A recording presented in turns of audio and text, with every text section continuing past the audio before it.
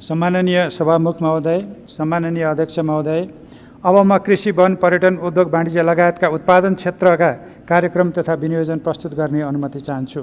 कृषि नेपाली अर्थतन्त्रको भरपर्दो आधारको रूपमा रहेको कृषि क्षेत्रमा कोरोना महामारीको कारण उत्पन्न भएको चुनौती र अवसरलाई सम्बोधन गर्न कृषिमा श्रम परिचालन, कृषि कार्यको व्यवसायीकरण, यान्त्रिकरण र आधुनिकीकरण गरी काम र रोजगारी सृजना गरिनेछ।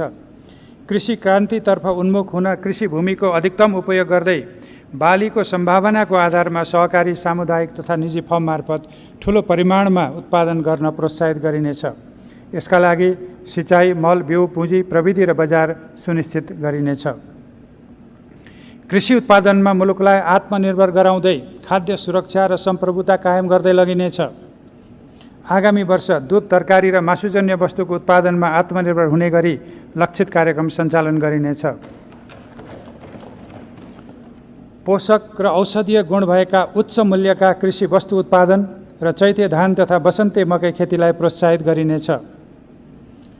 गरिब, विपन्न तथा साना किसानलाई लक्षित गरी कृषि उद्यम प्रवर्धनका लागि ग्रामीण उद्यम तथा आर्थिक विकास कार्यक्रम सञ्चालन गरिनेछ। प्रधानमन्त्री कृषि आधुनिकीकरण आयोजनालाई पुनर्संरचना गर्दै स्थानीय सम्भावनाका आधारमा एक स्थानीय तहमा एक उत्पादन पकेट क्षेत्र कार्यक्रम सञ्चालन गरिनेछ। आगामी वर्ष कृषि र पशुपालनका थप 250 पकेट क्षेत्र विकास गरी प्रत्येक स्थानीय तहमा कम्तीमा एक कृषि पकेट क्षेत्र रहने सुनिश्चितता गरिनेछ। यसका लागि रु 3 अर्ब 22 करोड बजेट छुट्याएको छु। खाद्य स्वच्छता प्रवर्धन तथा नियमन गर्न कानुनी संरचना तयार गरिनेछ। आगामी वर्ष कर्णाली र गण्डकी प्रदेशमा खाद्य गुणस्तर प्रयोगशाला सञ्चालनमा ल्याइनेछ। विषादीको उपयोग सुरक्षित स्तरमा राख्न जनचेतना अभिवृद्धि र प्रभावकारी नियमन गरिनेछ। सबै स्थानीय तहमा घुम्ती प्रयोगशाला मार्फत माटो परीक्षण गरी उपयुक्त बिउ, मल लगायतका कृषि सामग्री सिफारिस गर्ने व्यवस्था मिलाइनेछ। खेतीबाली लगाउने समय अगावै रासायनिक मलको पर्याप्त आपूर्ति सुनिश्चित गर्न रासायनिक मलको अनुदानमा बजेट वृद्धि गरी रु 11 अर्ब पुर्याएको छु। प्राङ्गारिक मलको प्रयोग बढाउँदै अर्ग्यानिक खेतीलाई प्रोत्साहित गरिनेछ। यस्तो उत्पादनलाई ब्रान्डिङ गरी बजार प्रवर्धन गरिनेछ।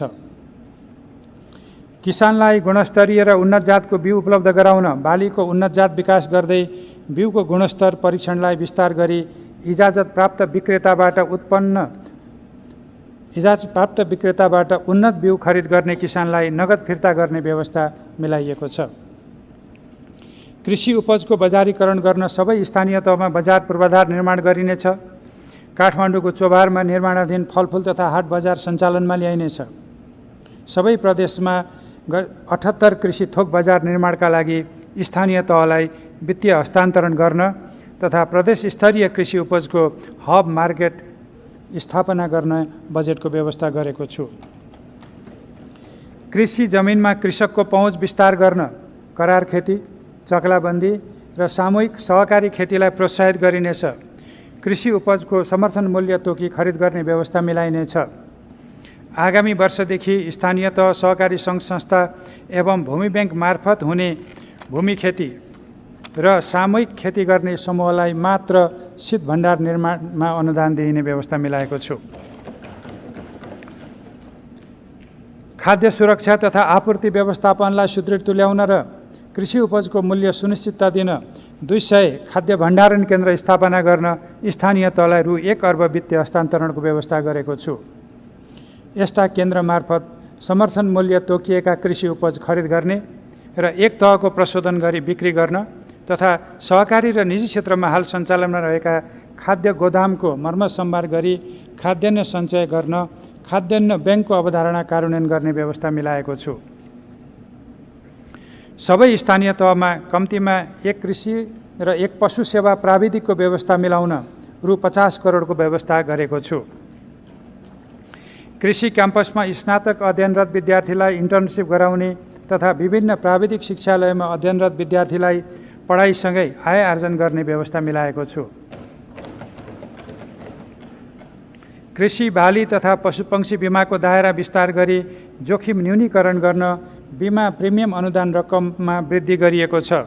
बाली बिमा गर्दा प्रिमियम बापत कृषकले तिर्नुपर्ने रकम बाली उत्पादन भएपछि तिर्न पाउने सुविधा दिइनेछ। कृषिको उत्पादन तथा बजार जोखिम कम गर्न मोबाइल एप्स मार्फत किसानका लागि मौसम, बिउ बिजन, खेती प्रविधि र बजार मूल्य सम्बन्धी सूचना उपलब्ध गराइनेछ। फलफुलका बिरुवा रोप्ने र संरक्षण गर्ने कार्यलाई अभियानको रूपमा सञ्चालन गर्न आगामी वर्ष कृषितर्फ थप 50 लाख र वनतर्फका कार्यक्रमबाट थप 55 लाख फलफुलका बिरुवा उत्पादन गरी वितरण गरिनेछ। प्रत्येक स्थानीय तहमा नर्सरी स्थापना गरी कम्तीमा 10,000 फलफुलको बिरुवा उत्पादन गर्न प्राविधिक सहयोग उपलब्ध गराइनेछ।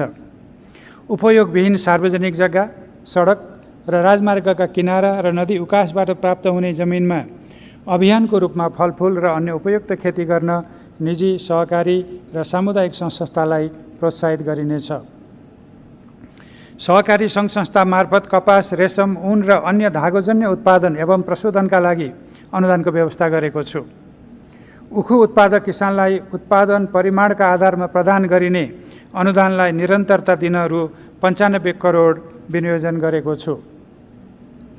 कृषि अनुसन्धान परिषदको कार्यक्षेत्र विस्तार तथा क्षमता विस्तार गरी स्थानीय मौलिक खाद्यान्न, पशुपक्षी तथा मत्स्यपालन एवं अन्य बालीको पञ्जीकरण, उत्पादकत्व र बहुप्रयोगका सम्बन्धमा अनुसन्धान गरिनेछ। कृषि क्याम्पसलाई अनुसन्धान कार्यमा प्रोत्साहित गरिनेछ। कृषकलाई व्यावसायिक पशुपालनमा आकर्षित गर्न नस्ल सुधार कार्यक्रमलाई प्रोत्साहन, घाँस खेती र बृहत चरीचरण क्षेत्र विकास तथा गुणस्तरीय पशु स्वास्थ्य सेवाको विस्तार गरिनेछ। मुख्य सिमानाकामा पशु क्वारेन्टाइन स्थापना गरी प्रयोगशाला र अन्य पूर्वाधारको व्यवस्था गरिनेछ। कृषिमा प्रदान गरिँदै आएको सबै प्रकारको अनुदान पुनरावलोकन गरी सङ्घ, प्रदेश र स्थानीय तहबीच यो सुविधा दोहोरो नपर्ने व्यवस्था मिलाइनेछ। कृषि ऋणमा सहज पहुँच पुर्याउन किसान क्रेडिट कार्डको सुरुवात गरिनेछ। खेतीयोग्य जमिन भएका स्थानीय तहका सबै वडामा किसानलाई सूचीकृत गरी कृषि तथा पशु सेवाको आधारभूत प्राविधिक सेवा तथा टेवा दिन कृषि स्वयंसेवकको परिचालन गरिनेछ। सिँचाइ तथा नदी नियन्त्रण।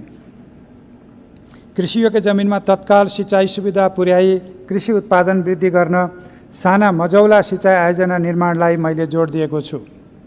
यसका लागि समृद्ध तराई मधेस सिँचाइ विशेष कार्यक्रम अन्तर्गत आगामी वर्ष तराई र भित्री मधेसका 25 जिल्लाका 5,000 स्यालो ट्युबवेल तथा 247 डिप ट्युबवेल जडान गरी थप 22,000 हेक्टर कृषियोग्य जमिनमा भूमिगत सिँचाइ सुविधा पुर्याउन रु 2 अर्ब 32 करोड विनियोजन गरेको छु।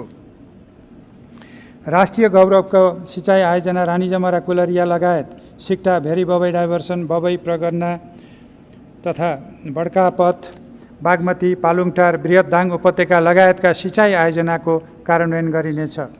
महाकाली सिँचाइ आयोजनालाई राष्ट्रिय गौरवको आयोजनाको रूपमा विकास गरिनेछ। उक्त आयोजनाको लागि रु 10 अर्ब 25 करोड विनियोजन गरेको छु। सुनकोशी मरिन डाइभर्सन बहुद्देश्य आयोजनाको टनेल निर्माणको कार्य आगामी वर्ष सुरु गर्न रु 2 अर्ब 46 करोड विनियोजन गरेको छु। अन्य नदी पथान्तरण सहितका सिँचाइ आयोजनाको सम्भाव्यता अध्ययन सम्पन्न गरी प्राथमिकताका आधारमा क्रमशः निर्माण कार्य अघि बढाइनेछ। पहाडी तथा हिमाली क्षेत्रका नदी छेउछाउमा रहेका कृषियोग्य जमिनमा सौर्य ऊर्जाको प्रयोग गरी लिफ्ट सिँचाइ कार्यक्रम सञ्चालन गरिनेछ। प्लास्टिक पोखरी निर्माण, ताल तलैया संरक्षण तथा वर्षातको पानी सङ्कलन गरी सिँचाइ सुविधा पुर्याइनेछ। लिफ्ट तथा सोलर ऊर्जामा आधारित सिँचाइका लागि रु 1 अर्ब 31 करोड छुट्याएको छु। महाकाली, कर्णाली, नारायणी, कमला र कोशी लगायतका ठुला नदी र अन्य जोखिमयुक्त नदी नियन्त्रणका कार्यक्रम सञ्चालन गरिनेछ। सीमा क्षेत्रमा हुने नदी कटान र डुबानको समस्या समाधान गर्न द्विपक्षीय संयन्त्रलाई क्रियाशील बनाइनेछ। नदी नियन्त्रण र पहिरो व्यवस्थापनमा बायो इन्जिनियरिङ प्रविधिको प्रयोगमा जोड दिइनेछ। जनताको तटबन्ध कार्यक्रम अन्तर्गत रतुवा, मावा, बक्राहा, त्रियुगा, लखनदेही, कमला, खाँडो, बागमती, लालबकैया, पूर्वी राप्ती, पश्चिमी राप्ती, खुटिया, मोहना लगायतका नदीमा तटबन्ध निर्माण आयोजनाको लागि रकम विनियोजन गरेको छु। नदी नियन्त्रण कार्यक्रमका लागि रु 6 अर्ब 20 करोड विनियोजन गरेको छु। जल तथा मौसमजन्य विपदबाट हुन सक्ने जनधनको क्षतिलाई न्यूनीकरण गर्न मौसम पूर्वानुमानलाई विश्वसनीय बनाइनेछ। आगामी वर्ष थप दुई स्थानमा मौसमी राडार सञ्चालन गरिनेछ। कृषि तथा सिँचाइ क्षेत्रका लागि बजेट वृद्धि गरी क्रमशः रु 41 अर्ब 40 करोड र रु 27 अर्ब 96 करोड पुर्याएको छु।